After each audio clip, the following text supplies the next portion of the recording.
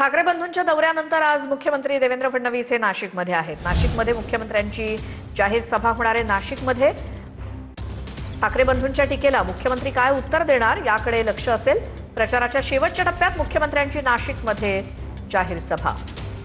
आमचे प्रतिनिधी चंदन पुजारीकारी नाशिकमधून आपल्या सोबत आहेत। चंदन, नाशिकमध्ये ठाकरे बंधू येऊन गेले, त्यांची सभा पार पडली आणि यानंतर आज फडणवीस येत आहेत, काय त्याबद्दल माहिती? श्वेता, आजचा सुपर संडे आणि प्रचाराचा शेवटचा रविवार, त्याच्यामुळे मुख्यमंत्री देवेंद्र फडणवीस यांची आज संध्याकाळी नाशिकच्या गोदाघाट परिसरामध्ये जाहीर सभा होती आहे।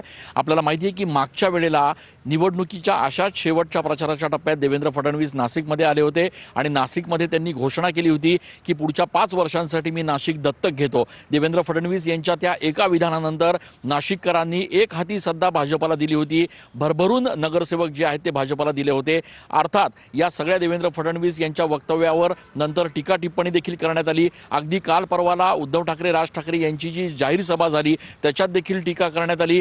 काल उपमुख्यमंत्री एकनाथ शिंदे यांची जी नाशिकमध्ये सभा झाली त्या सभेत देखील अप्रत्यक्षपणे उपमुख्यमंत्र्यांनी असं म्हटलं की आम्हाला जर सत्ता दिली तर आम्ही नाशिकची आईसारखी सेवा करू। त्याच्यामुळे एक प्रकारे अप्रत्यक्ष देवेंद्र फडणवीस यांच्यावर देखील त्यांनी टीका केली होती। अर्थात या सगळ्या टीकांच्या संदर्भामध्ये आजच्या या जाहीर सभेमध्ये देवेंद्र फडणवीस नेमकं काय उत्तर देणार?